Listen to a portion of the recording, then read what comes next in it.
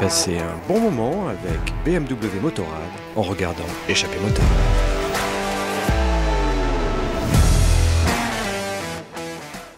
Bonjour à toutes et à tous, ravi de vous retrouver pour ce nouveau numéro d'Échappée Motarde à Nice avec la toute dernière nouveauté BMW R18. On aura l'occasion et le plaisir de rencontrer Olivier, le préparateur, Nicolas, le sellier, Philippe et Guillaume, les horlogers, motards. On aura l'occasion également de voir la chef étoilée, Virginie, la chef du Negresco, également motarde avec qui on ira rouler. Et puis Daniel, Isabelle, Denis qui vont nous accompagner tout au long de ce numéro.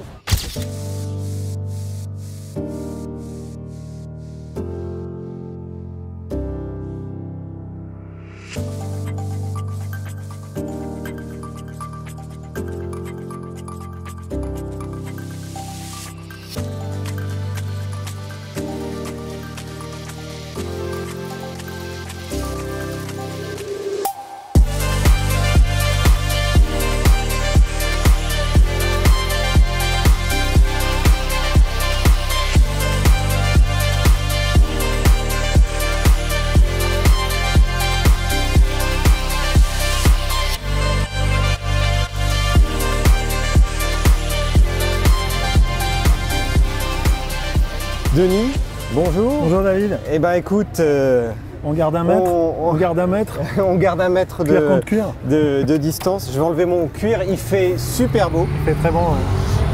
C'est comme ça qu'on voit Nice, hein, la météo, ciel bleu, soleil tout le temps. C'est un territoire de moto, hein, à cause du climat bien évidemment, parce que 300 jours de soleil par an, on roule toute l'année, il gèle jamais, donc c'est quand même agréable. Puis le reste, ça permet de faire l'entretien de la moto, de la nettoyer, ça laisse un peu de temps. On a une grosse culture moto aussi, hein. Le maire lui-même est un ancien champion de moto. Estrosi. Voilà, Christian Estrosi, qui était pilote de Grand Prix. Et puis on a jusqu'à Fabio Quartararo, qui en ce moment a fait encore la pole position. Fait une très belle perf, et voilà, quel grand espoir de la moto en France. Donc on a comme ça une culture de la moto ici qui est extrêmement importante. Ça fait partie de l'ADN de la ville quelque part. Et c'est très bien comme ça.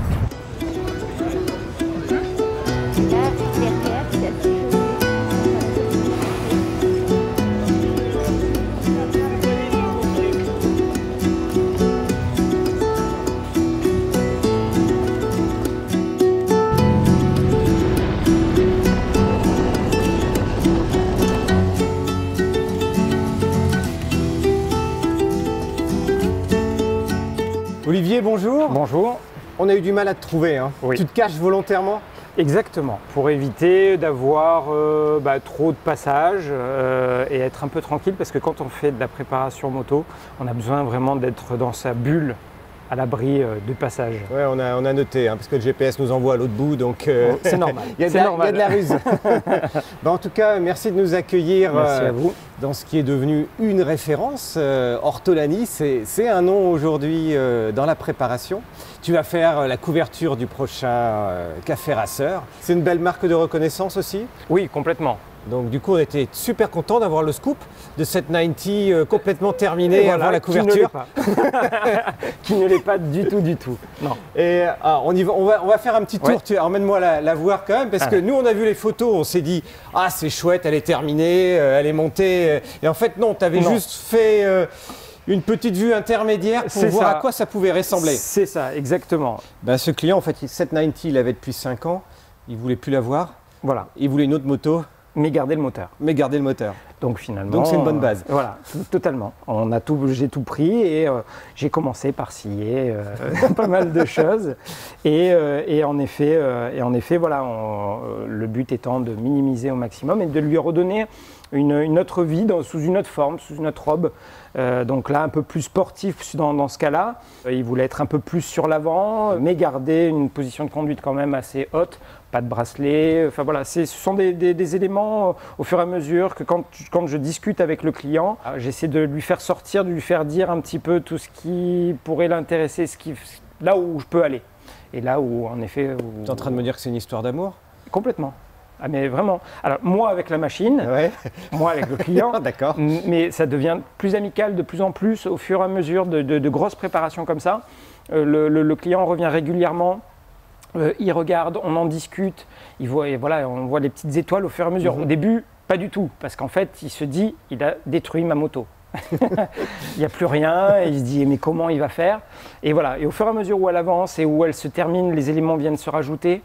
Oh, super, ah oui, mais ça j'avais pas vu comme ça. Et en fait je m'aperçois, toujours encore maintenant, que le client ne voit absolument pas dès le départ ce que je veux faire. Parce qu'en fait, en effet, le client vient et me dit je veux une ortolanie, je veux ta patte. Donc après on te fait confiance. Il y a de la Harley, il y a de la Honda, ça doit être ta fierté, la Ducati, oui, complètement. Quand le client est arrivé avec sa Panigale et qui m'a dit bah, j'aimerais vraiment minimiser et en faire un café racer, je me suis dit chouette, c'est génial. Qu'est-ce qu'il est plus simple de dire? Quelles sont les pièces d'origine ou qu'est-ce qui n'est plus d'origine? Alors d'origine, voilà, ça va être vite vu, il y a la fourche, enfin les fourreaux de fourche avec l'été, le moteur, le bras oscillant et la petite partie du cadre poutre qui sert de boîte à air. Et c'est tout. Et c'est tout. Et tout le reste, c'est repensé, remouliné par Olivier. Tout à fait, exactement. Donc il avait une contrainte particulière, il voulait une moto confortable? Absolument pas. Il voulait une moto épurée. À aucun moment, il a été question de confort. Après, sur le modèle d'origine, le confort, je crois que franchement, on est pratiquement, enfin, on n'est pas très loin, c'est pas très éloigné du sujet. Il y a beaucoup de pièces sur mesure usinées sur cette machine. Est-ce qu'il y a certaines pièces ou qu'est-ce qui a été dont tu es fier? La pièce la plus intéressante et qui pour moi est la plus réussie, c'est l'optique de phare. Derrière le cache modèle d'origine, il y a 2 entrées d'air qui communiquent directement avec la boîte à air. Donc finalement, il fallait, dans un optique, pouvoir aussi garder cette admission d'air. Donc, contrainte, il fallait qu'il reste fixe, comme d'origine, et en même temps, qu'on puisse faire une ouverture en gardant un côté esthétique. La selle, c'est toi également qui l'as fait? Non, alors moi je prépare généralement le support de selle et ensuite c'est donc Nicolas de NMB Design qui se charge du reste. Donc c'est l'adresse sur Nice en termes de sellerie? En termes de sellerie moto, complètement. Bon, ça tombe bien, c'est vraiment par le plus grand pur des hasards, mais on va le voir juste derrière. Ah ben voilà, c'est parfait. Juste après toi, donc. Mais il me semble même que c'est son anniversaire aujourd'hui. C'est vrai? Oui. Enfin, c'est même certain. on va le voir, on lui apportera un gâteau, ou ça sera nous le gâteau, on va se déguiser en bougie. Oui. Il y a un beau cadeau. Hein. Ouais.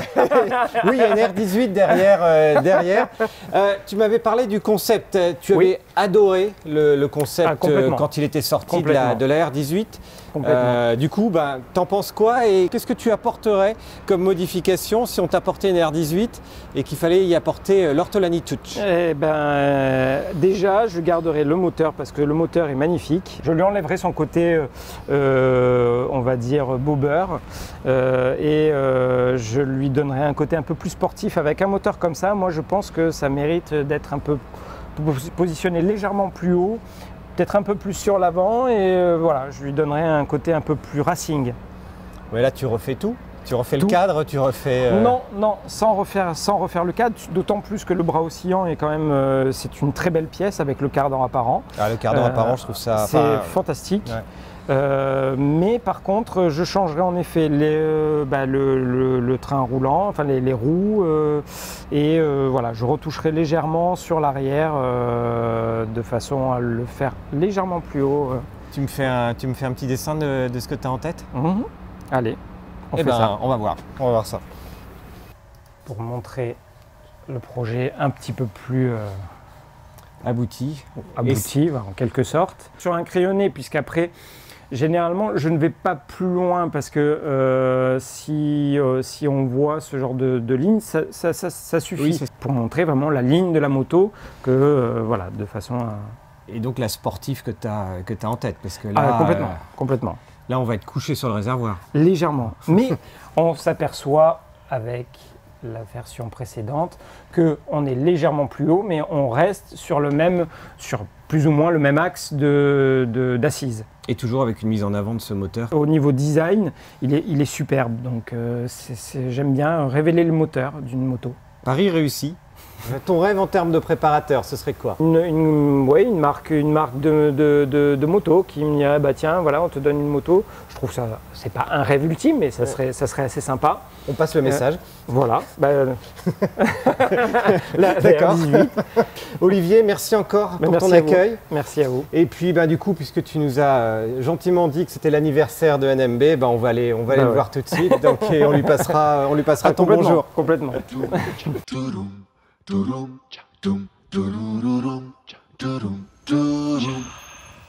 Happy birthday to you. Happy birthday to you.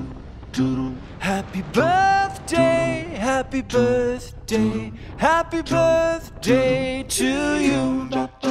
Et ben voilà, on est devant la sellerie NMB Design. On a l'impression d'une toute petite échoppe. On dirait que, un petit peu comme Ortolani, ils aiment un peu se cacher. On voit rien d'extérieur. On va y aller.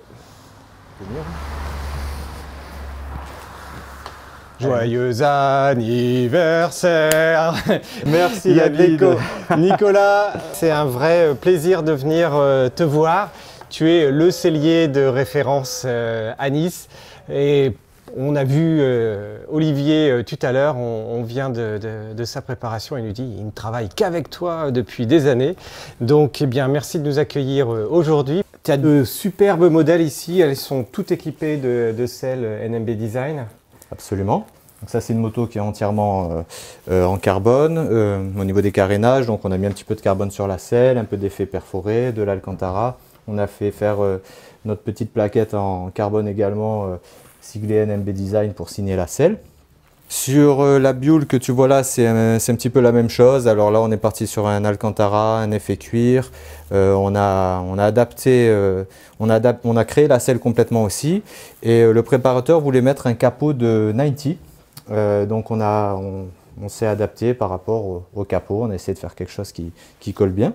Sur le petit KTM qu'il y a derrière, c'est une selle confort standard pour enduro. Donc on a remplacé la mousse d'origine. On a mis une mousse un petit peu plus large et plus accueillante que ce qu'il y a d'origine. On est sur une housse classique, bimatière, simili antidérapant effet nubuck, carbone sur les côtés, double couture de finition.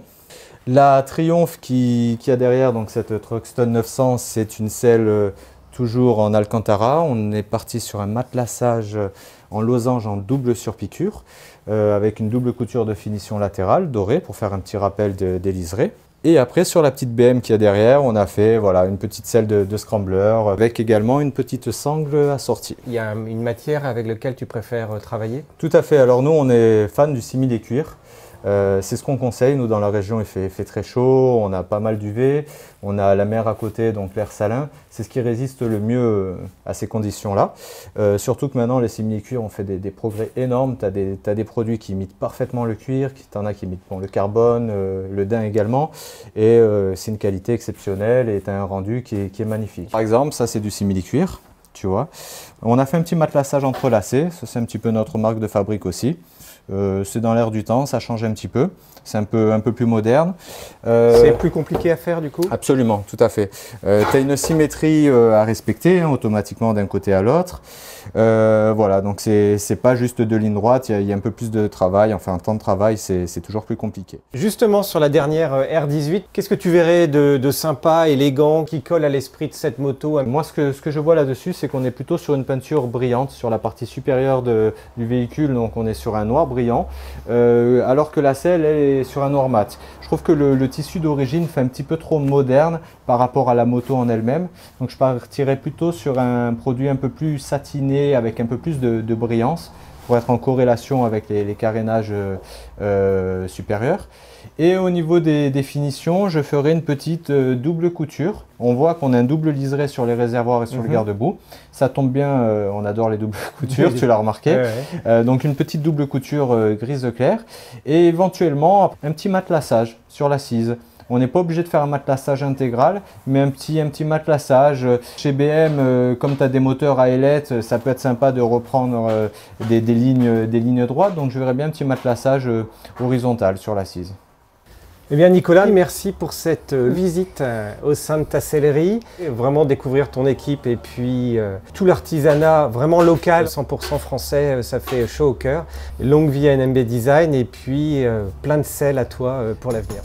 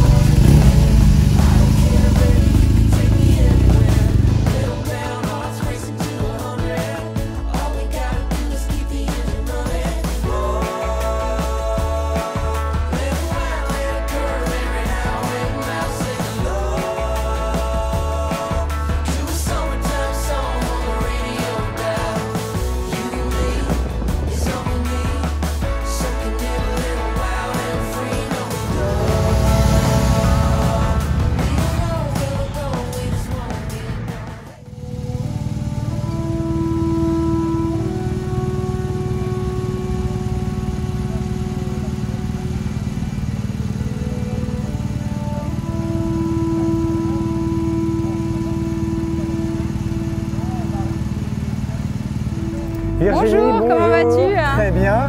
Bienvenue. Merci de m'accueillir ici dans ce Negresco, symbole de Nice. Oui. Et puis rencontrer quand même une chef, l'une des rares chefs femmes étoilées.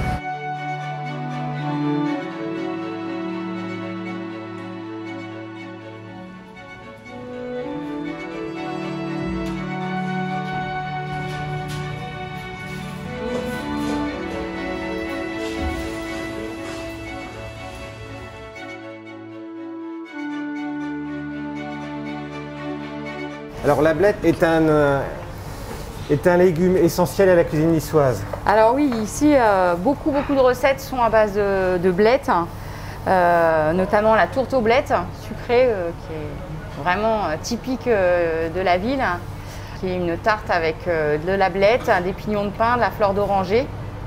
Donc c'est assez particulier. Et là, tu es en train de nous préparer une recette spécifique à ta façon en fait. Voilà, alors moi j'ai voulu faire le gratin de blettes, mais avec un petit peu plus de délicatesse dans le visuel, en gardant quelque chose de très gourmand. Bon, ben maintenant il faut déguster. Voilà, je vais vous apporter l'assiette sur la terrasse. Eh ben avec grand plaisir, je te suis. Merci. Voilà, donc le veau avec le gratin de blettes. Et dessus, je vais mettre un petit jus. C'est un jus de cuisson? Voilà, juste peu.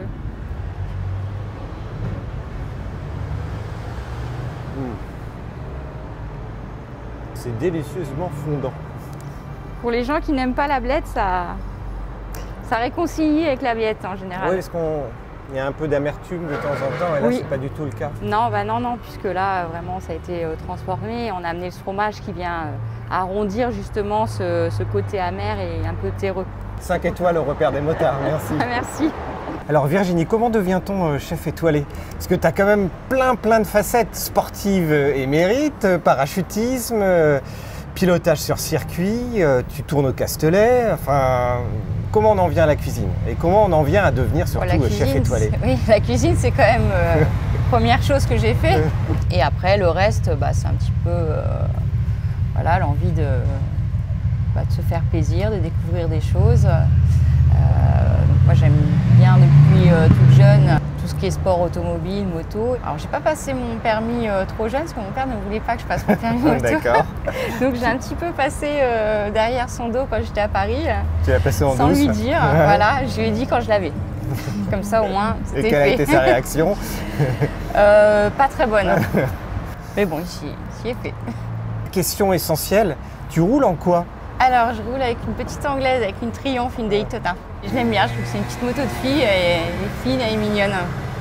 Donc c'est avec ça que tu vas rouler au Castelet? Oui. Et ça te dirait d'aller rouler un petit peu avec nous aujourd'hui? S'il y a un coin que tu aimerais nous faire découvrir à moto, c'est où? Alors moi, il y a un coin que j'aime bien, c'est la Grande Corniche. On a une super vue et la route est belle. D'accord. Et je trouve que c'est vraiment agréable. Bon, bah écoute, on va aller s'habiller et puis on va aller y rouler va. ensemble. Avec plaisir. À tout de suite.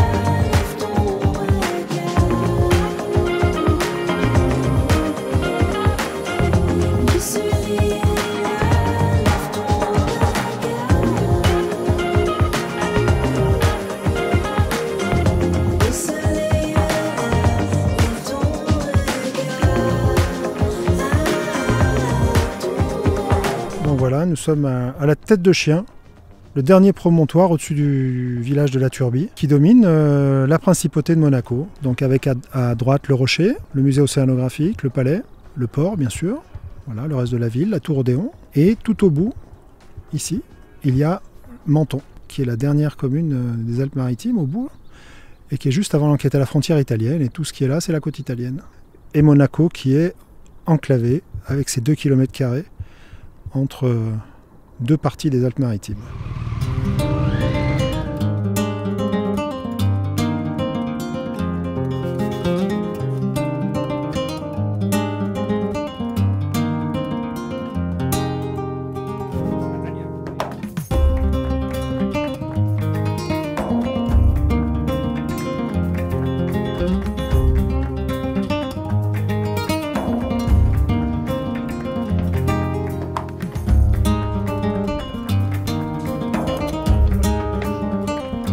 De Nice, qui est la 5e ville de France, donc qui bouillonne, puisque c'est une ville, hein, c'est urbain, donc voilà. Et tu arrives dans des endroits comme ça, que ce soit ici ou dans le moyen pays, dans des villages perchés, où tu as un calme incroyable avec une vue. Voilà. C'est pour ça qu'il y a beaucoup d'écrivains aussi qui habitaient ces villages, qui sont venus habiter ces villages. Francis Blanche a une maison ici. Tout le village maintenant est à l'hôtel presque? Non, non, non. Non, il y a des habitants, des résidents. Là. Il y a plein de petits artisans aussi. Tu as quelques petits restaurants, tu as des artisans, des peintres, des galeries d'art. Voilà, et les gens.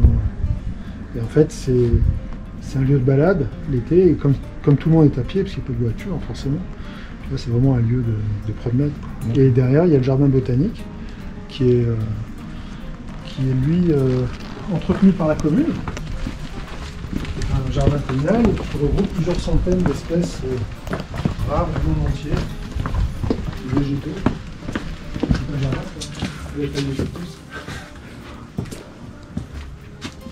Comme quoi, la météo et le temps sont propices aux cactus. Tu peux faire une photo ici, dire que tu as été au Mexique et tout le monde va te croire. Toute la région ici est faite pour la moto à la base. C'est comme un petit pays. Tu as des montagnes avec les stations de ski d'Oron et Isola, tu vois, à 3000 mètres d'altitude. Et puis tu arrives jusque là, quoi, sur la Méditerranée. Et en fait, entre les deux, tu as tout le moyen pays avec les villages perchés, etc. Et le parc naturel du Mercantour. Et en fait, tu as énormément d'itinéraires. Tu te bases à Nice, où tu as tous les avantages d'une grande ville, avec une offre historique. Et d'une ville historique, et qui est déjà extrêmement riche en soi, que ce soit au plan culturel, contemplatif, tout ce que tu veux, loisirs ou autre. Et tu peux te poser là, et après tu pars et tu rayonnes, tu peux aller où tu veux, c'est-à-dire soit longer le littoral et voir ce genre de paysage, tu peux aller visiter les villages perchés, tu peux aller dans le moyen pays, tu peux aller jusque dans le haut pays, puisqu'après au bout de la métropole Nice-Côte d'Azur, tu as le col de la Bonnette, qui est la route la plus haute d'Europe, et qui est très prisé par les motards de toute l'Europe qui viennent rouler là, et qui basculent sur la vallée de l'Ubaye. Et donc là, c'est des itinéraires qui sont... pour les gens qui aiment rouler, c'est parfait, quoi.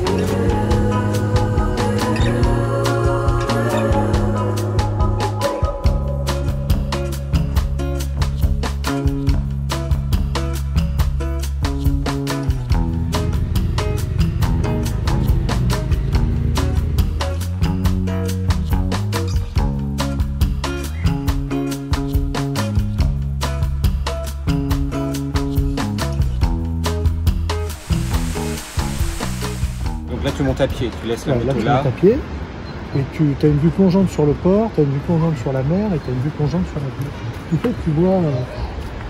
En fait, tu vois tout Nice. C'est vraiment un endroit... Franchement, on dirait l'Italie. Je me croirais dans une île bien sûr, il y a beaucoup de similitudes. Tu as beaucoup de... Les campaniles comme ça, les clochers carrés, là, ça c'est très typique de l'Italie. Et puis après, là tu as le vieux Nice, tu vois. Et après tu as Nice qui a grandi, et puis là tu vois la baie. Moi, ça reste mon endroit préféré de Nice.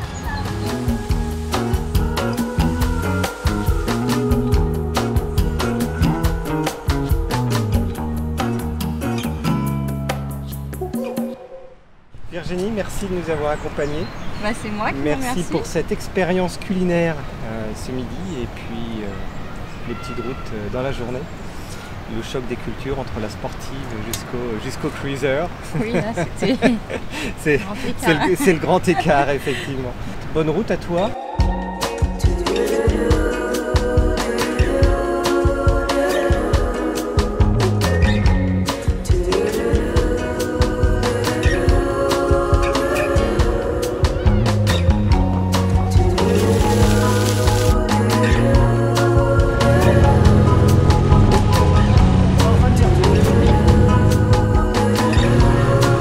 Bonjour, on vient de relever 2 infractions majeures sur vos motos pour excès d'élégance. Vous avez une magnifique moto. Avec son masque et sa voix, j'ai cru qu'on avait commis une infraction, qu'on allait se prendre une prune.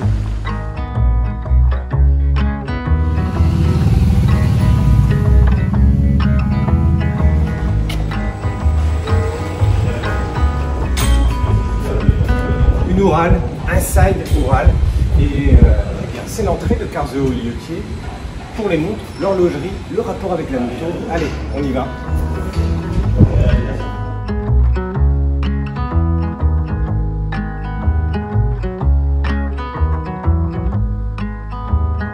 Bonjour, Philippe et Guillaume.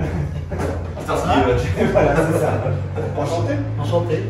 Donc c'est vrai que Philippe est venu me voir en disant bah écoute, pourquoi on ferait pas des montres? Et la première question était est-ce que tu sais faire des montres? Il m'a répondu oui, je l'ai pris sur parole. Ah, et voilà. En fait, non, pas du tout, mais je me suis renseigné après. Mais oui, je trouve toujours des moyens pour arriver à ce que je veux faire. Mais... Et donc il y a plein de manières de faire des montres autour de la moto. Vous, c'était l'idée, c'était de faire ressembler une montre à une pièce mécanique de moto. Le Circlip, la clé BTR, c'est ça votre marque de fabrique? Oui, c'est ça, exactement. C'était en fait l'idée de départ, c'est-à-dire qu'on voulait faire un design qui parle aux gens qui aiment la moto, mais qui soit aussi portable par tout le monde. Donc en fait, les petits détails qu'on a mis à l'intérieur de ce design, des détails justement. Il y a 2 modèles, ça c'est le premier, c'est Saint-Luxeuil. Voilà, Saint-Luxeuil. Initialement, le nom du saint patron des motocyclistes, hein, c'est Saint Colomban de Luxeuil, qui pour la faire court part d'Irlande pour s'arrêter à Saint-Luxeuil-les-Bains en l'an 700. Et bien après, en 2012, à la demande d'une association de Saint-Luxeuil-les-Bains, il sera reconnu par le Vatican comme saint patron des motocyclistes. On voit ici, donc c'est le boîtier, enfin c'est la carrure de la montre, qui a une forme de circlips. En fait, le dessin de départ, même ce plat là qu'il y a là, c'est vraiment inspiré d'un circlips technique. C'est des circlips Fila, qui sont des circlips en titane, et qui ont en fait ce plat de côté. Il ressemble vraiment à ça, quoi. Voilà. Donc ça, c'est notre base de design pour à peu près tous nos modèles. Et après, on incorpore quelques petits détails, tels que la vis BTR ici, qui sert de couronne. Et on a aussi une fermeture à l'arrière de la montre qui est en forme de vis BTR. Et après, effectivement, un petit rappel. L'hexagone pour l'assemblage français. Voilà. Ce qui est compliqué dans le design d'une montre, c'est que contrairement à une moto, quand on fait une prépa, on ne peut pas avoir la moto sous tous les angles en même temps. Donc on peut tricher quand on fait des prépas. On peut faire un peu de triche. Parce que là, non, on ne peut pas. C'est-à-dire qu'on a tout, en un coup d'œil, on voit tout. Donc la moindre écart d'un demi-millimètre, même pas, des fois c'est encore moins, et ça se remarque directement sur le design. Merci. Merci à vous. Merci à tous les deux. Merci beaucoup.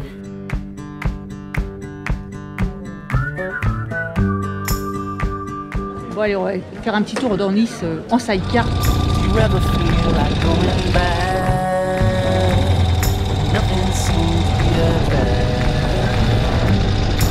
Until the next gateway, you're crying, got back up again. And it's real to think that I could fly across a broken bridge in a fading light. Never thought ahead of my 2 feet. Never had a care in the world, you see. Have you heard from the sky all about it? Down the river, high tide flows around it. Through the whispers of pines, I Ben voilà, vous avez passé toute la journée à visiter Nice ou tout simplement à prendre les jolies routes, et puis le soir il faut trouver quelque chose. Alors des restaurants il y en a plein, vous allez pouvoir déguster les spécialités locales, et puis il y a des événements et des lieux éphémères comme la boulisterie où là on peut jouer aux boules, jouer à la pétanque. C'est assez sympa, mais c'est surtout sympa pour l'ambiance en fait. Alors c'est le décor, on peut même embrasser Fanny, enfin même le derrière de Fanny, on parle de pétanque bien sûr. Et puis du coup, eh bien, profiter des spécialités locales, manger une petite pisse saladière, un bout de pizza, un pan bagna. Bref, c'est le lieu hyper convivial où on peut venir le soir. Bon, et vous me direz, quel est le rapport avec la moto? Il n'y en a aucun. Et bien si, il y en a un. C'est l'homme, c'est Guillaume. Vous l'avez vu, hein, on l'a vu avec les montres aujourd'hui. Et bien en fait, c'est lui qui tient cette boulisterie. Donc c'est une autre occasion de le revoir.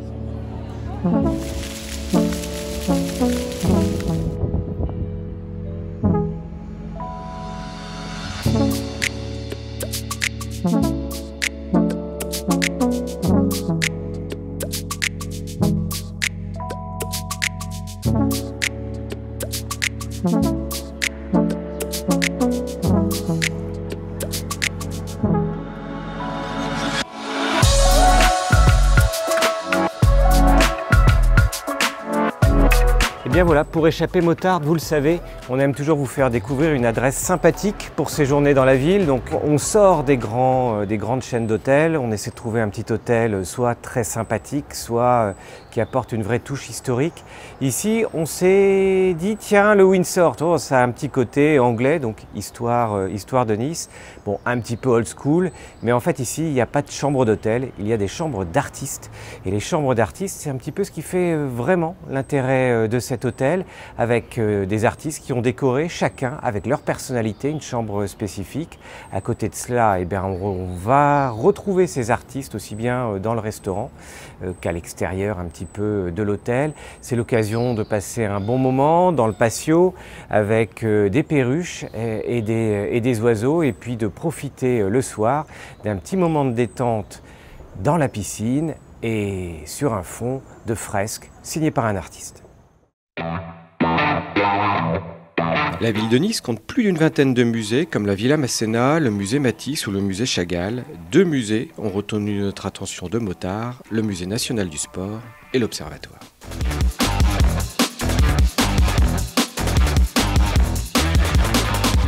Ouvert en 2014, le Musée national du sport regroupe plus de 45 000 objets et 400 000 documents liés au sport, en faisant un musée unique en France. La notion de défi constitue le fil rouge conducteur du parcours de visite et le rend très didactique. Chaque défi offre ainsi un espace d'immersion qui replace les objets dans leur contexte et leur histoire. 4 défis du sport sont ainsi présentés. Le défi sur soi d'abord, pour dépasser ses propres limites, avec le vélo ou le ski par exemple. Le défi d'homme à homme ensuite avec les arts martiaux, l'escrime, le tennis. Le défi collectif avec un partage des valeurs au sein des équipes de foot, rugby, basket. Et enfin, le défi au-delà des limites que nous connaissons bien avec la moto. Les amoureux du sport et des sportifs pourront ainsi admirer des objets emblématiques comme le maillot jaune de Bernard Hinault, la raquette de Noah ou Nadal, le maillot de Tony Parker ou encore le ballon de foot de la Coupe du Monde 1998. Côté moto, 3 modèles sont présentés en ce moment. La Sherco de David Casteux, une Harley Davidson de compétition fabriquée en seulement 10 exemplaires au monde, et cette ancienne Sarolea qui est presque la copie conforme de la moto présente dans la série TV La Garçonne. Mais au fait, où est la moto d'Estrosi ? Bon ben voilà, la moto de Christian Estrosi, elle est aujourd'hui au musée national. La réserve est absolument interdite au public et donc c'était vraiment exceptionnel qu'on nous ait ouvert les portes de cette réserve en scoop et spécifiquement pour le repère des motards, notamment pour voir la moto de Christian Estrosi, mais également une Monet Gouillon derrière, une moto de Speedway qui est juste au-dessus. Ici, c'est vraiment l'endroit où on stocke l'ensemble des vélos, motos, des grands objets dans le musée, sachant que l'exposition ne représente que 10% de l'ensemble des objets qui sont présentés, 90% étant ici, dans cette réserve. Direction maintenant le Mont Gros, site naturel protégé de 35 hectares qui abrite une activité scientifique moderne, l'astronomie. La route vaut à elle seule le détour et à l'entrée entre réservation obligatoire et présentation de pièces d'identité, nous avons presque l'impression d'arriver dans un centre de recherche ultra secret.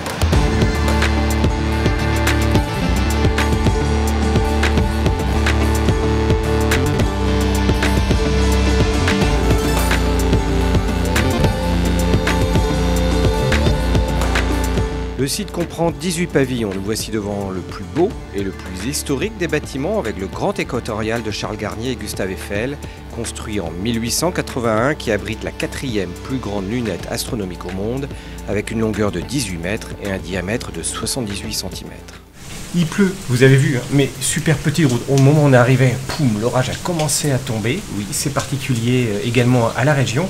Il fait tout le temps beau et puis de temps en temps, il y a un gros orage. On l'a vu dernièrement, un éclair. Donc ça, c'est vraiment extraordinaire. De quoi vivre vraiment le cosmos, l'univers. On est ici à l'Universarium de Nice, l'observatoire de la Côte d'Azur. Allez, on vous emmène avec nous. Il y a plein de choses à découvrir. L'Universarium, ça résulte d'une volonté de présenter les travaux et ainsi que l'histoire de l'Observatoire de la Côte d'Azur depuis 1881. Donc il a été judicieusement installé sous la grande lunette justement de cet observatoire.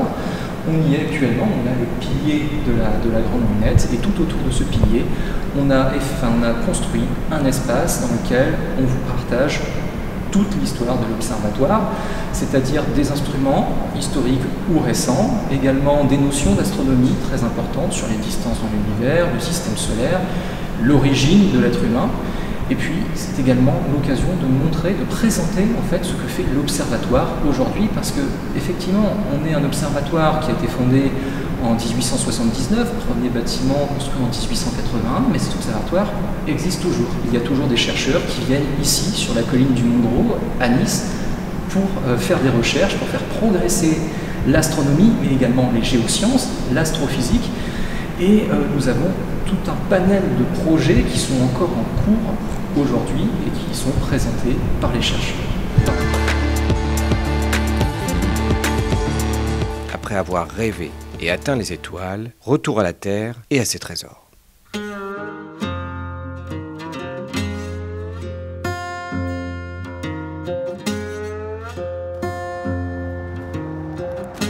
Si vous passez à Nice, il faut absolument goûter les olives, ça vous le savez, mais l'huile d'olive aussi est une caractéristique de la région.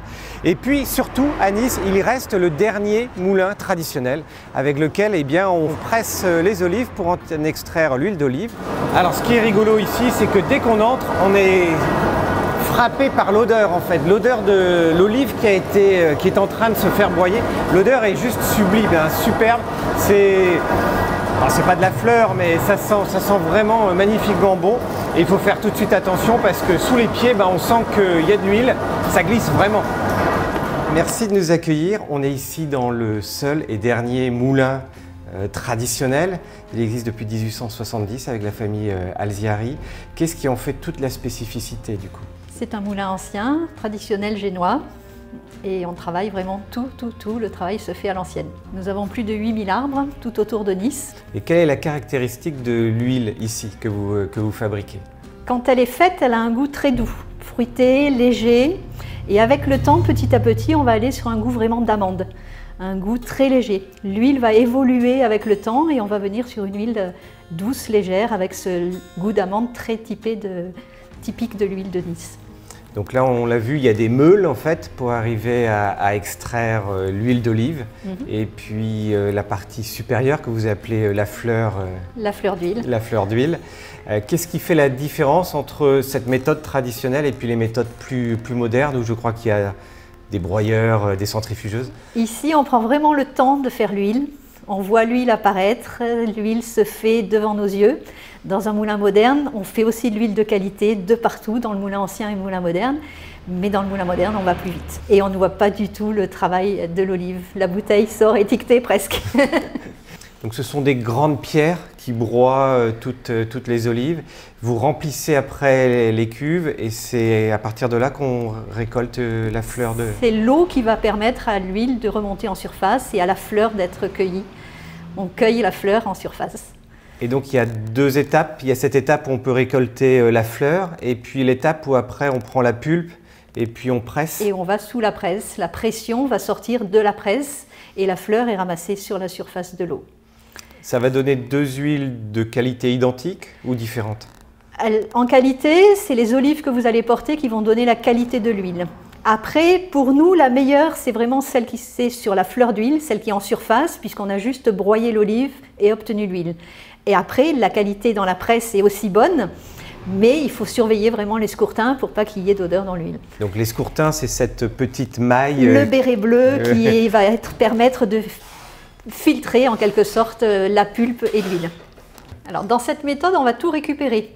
Ce qui est pressé dans l'escourtin, il va rester, comme on a séparé la pulpe des noyaux, il va rester que la peau de l'olive compactée. Cette pulpe, les clients la récupèrent pour faire un compost, ça va faire un désherbant naturel. En mettant ça au pied des arbres, ça désherbe automatiquement, naturellement. Et les noyaux d'olive sont récupérés à part. Ces noyaux vont sécher d'une année sur l'autre. Quand ils sont secs, c'est du bois. Donc ça va chauffer le moulin et le magasin. Tout retourne à la nature. Donc là, on est vraiment naturel. Dans un environnement le plus bio possible. Le plus naturel.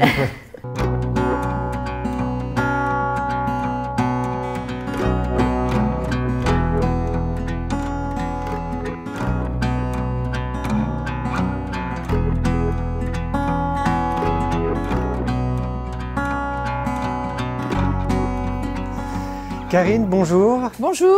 Merci Enchantée. de nous accueillir dans votre domaine de la source. Oui. Alors, vous êtes petite fille de vigneron. C'est ça.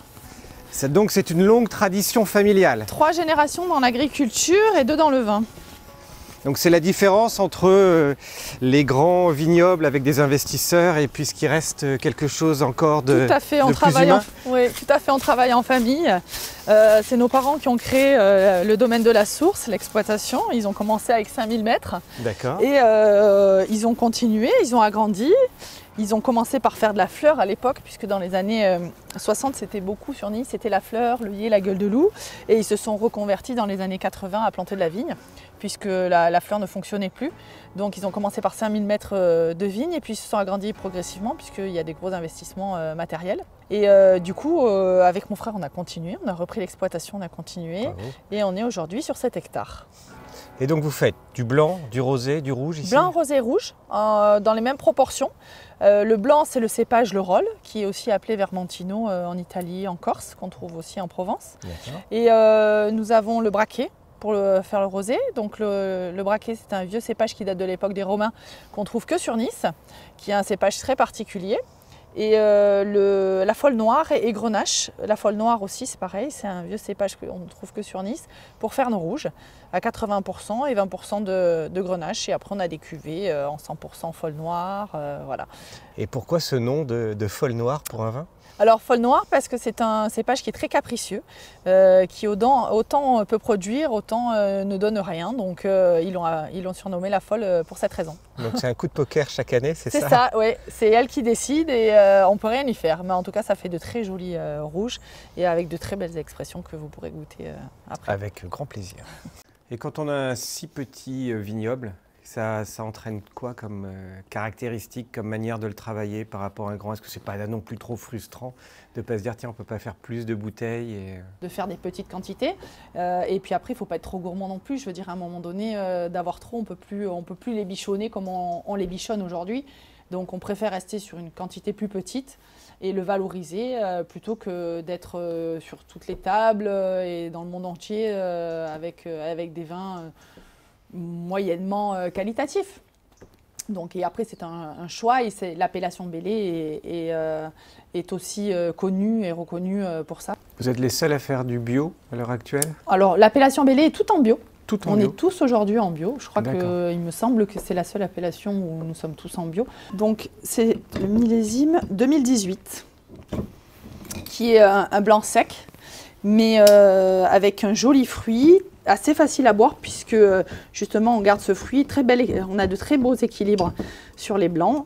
Un petit passage en fût de chêne de 5 mois, mais qui permet d'amener une petite complexité et une petite rondeur au vin. Il est très fruité. Ouais. Ouais, c'est fruité. Vous allez voir en bouche après, c'est une belle vivacité. C'est un vin voilà, qui se boit facilement. En Vraiment apéro, très facilement. voilà, en apéro comme ça, même sans rien, c'est très agréable. Karine, merci beaucoup pour cette visite. Ils sont vraiment extraordinaires. Donc, bonne continuation, bonne saison à vous et puis à très bientôt.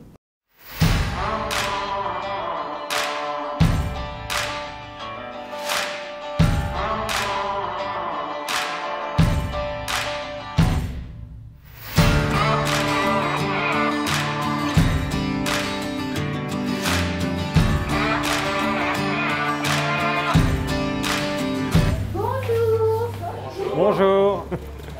Bon, enchanté, David, Sandrine. Enchanté. Daniel, tu es le représentant de la cuisine niçoise du coup à Nice, avec ton restaurant et puis ce label Cuisine Nissarde. Alors pourquoi Cuisine Nissarde? Alors c'est simplement pour essayer de mettre un petit peu d'ordre, hein, si on veut dire ça, c'est dans la restauration à Nice en général, c'est-à-dire que sans mauvais jeu de mots, il y a à boire et à manger. Donc il fallait qu'on remette la main sur la cuisine niçoise traditionnelle, faite avec des produits frais et dans les règles de l'art. Et surtout, c'est rendre hommage à nos grands-mères qui se débrouillaient avec pas grand-chose finalement. Ah, c'est l'origine des grands-mères, c'est une cuisine du pauvre en fait, la cuisine niçoise? Absolument, c'est une cuisine de ménagère et fait surtout avec des produits simples. Est-ce que c'est une cuisine qui se rapproche un peu de la cuisine crétoise parce que beaucoup de légumes? Absolument, je pense que tout le pourtour méditerranéen, on retrouve un peu le même genre de cuisine ou en tout cas de produits, alors crétoise, italienne. Nous, on est plutôt la cuisine niçoise coincée entre la cuisine provençale et la cuisine italienne. Moi, j'ai plaisir à dire qu'on est cousins finalement avec les Italiens. On travaille plus ou moins les mêmes produits, mais fait différemment. Voilà, on a notre identité propre. Je pense qu'il faut avoir l'esprit ouvert. Moi, la cuisine crétoise comme la cuisine libanaise, la cuisine de tout le pourtour méditerranéen, je m'y retrouve en tant que niçois. Donc j'ai plaisir à aller manger en Italie, en Grèce, etc. Je retrouve beaucoup de similitudes avec notre cuisine. Ça, c'est notre pisse saladière voilà, ça, de tout à l'heure. Qu'on a fait tout à l'heure, exactement. On l'a coupé donc en petites portions. Donc ensuite, on a ce qu'on appelle chez nous l'assiette dégustation, c'est pour la merenda. Donc vous avez un petit assortiment de spécialités niçoises. Donc on retrouve notre pisse saladière. Ici, vous avez la truccia. La truccia, c'est l'omelette oblette avec des pignons, du parmesan. Le petit farci niçois, la tapenade noire, d'olive noire. Alors, pâte d'olive noire ou tapenade? Tapenade. Tapenade. Tapenade, parce que c'est une préparation. D'accord. C'est pas que des olives, il y a des capres, des anchois. Nous, on met un petit peu de piment d'Espelette, d'ail. C'est fort en goût. Et c'est un petit peu salé. C'est toujours pareil, ce qu'on disait, c'est pour boire un petit coup de rosé après. Vous avez les sanguins, ce sont des champignons, les lactaires delicious, donc marinés au vin blanc et au vinaigre. On retrouve aussi donc, la salade de pois chiches, donc emblématique aussi de Nice. Les petits poivrons donc passés au four, grillés au four et marinés à l'huile, ail et persil. Polenta donc aux olives. Et là on retrouve les frites de panis qui sont faites à base de farine de pois chiches. Donc on fait des petites galettes qu'ensuite on coupe en frites et qu'on fait frire. La daube au cèpe, la fameuse daube au cèpe avec les gnocchis maison de pommes de terre. Alors enfin, on déguste cette pisse saladière, la fameuse. Et ça n'a rien à voir par rapport à ce qu'on a pu goûter auparavant. On a une pâte très très croustillante, mais ça vaut vraiment la peine de le goûter.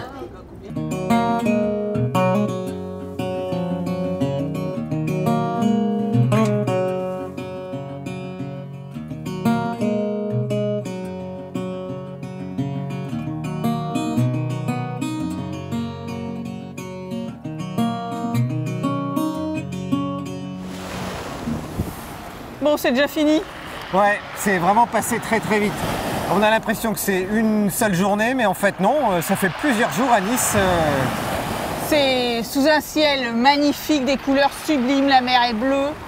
Maintenant, c'est vrai que au moins ce que je retiendrai, c'est que Nice, ok, c'est la Côte d'Azur, c'est au bord de la mer, mais la montagne est vraiment à 2 pas et on le sent vraiment à travers la cuisine, on le sent à travers les habitants. Je veux dire, on n'est pas à Marseille, on n'est pas à Cannes, et on est à Nice et ça se sent. Donc franchement, venez faire un tour, surtout le vieux Nice, le centre de la ville, je l'ai trouvé sublime. Les couleurs, on voit que l'Italie est à quelques kilomètres et c'est vraiment une belle découverte. Et puis merci à Philippe, à Guillaume, à Olivier, à Nicolas, à Denis, à Virginie pour tout ce qu'ils nous ont fait découvrir ici. Franchement, entre gastronomie, entre cuisine, entre artisanat, c'est il faut passer à Nice et il faut justement pas manquer tous ces endroits, de la place Garibaldi à la place Masséna. J'espère qu'on vous a donné envie de venir à Nice, de visiter, de rester plusieurs jours dans la ville. Et puis, on commence déjà à travailler sur notre prochaine échappée motarde. Donc, on vous dit rendez-vous à très vite. Et d'ici là, bonne route. Bonne route à tous. Merci encore de nous avoir suivis. Si vous avez découvert cette première échappée motarde avec nous, eh bien, on vous invite à voir la précédente qui avait lieu à Lyon. Et puis, d'ici la prochaine, on vous dit à ciao, salut. Salut.